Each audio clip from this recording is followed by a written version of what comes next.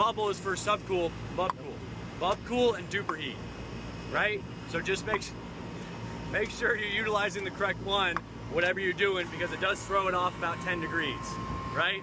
Our superheat should be about 8 to 12, so it's off by 12 degrees, right? We're fucked. Does that make sense? Yeah. Okay, I'll be back to check on you guys in a little bit. Appreciate you for that. Yes, sir. Got tired of using that dumbass. What do you got?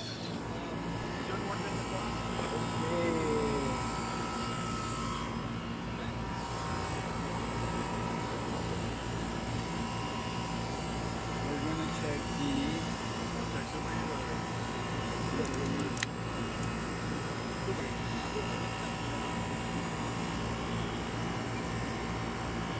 There, I got on Fahrenheit, you had on Celsius. You can't use your native country anymore, sorry.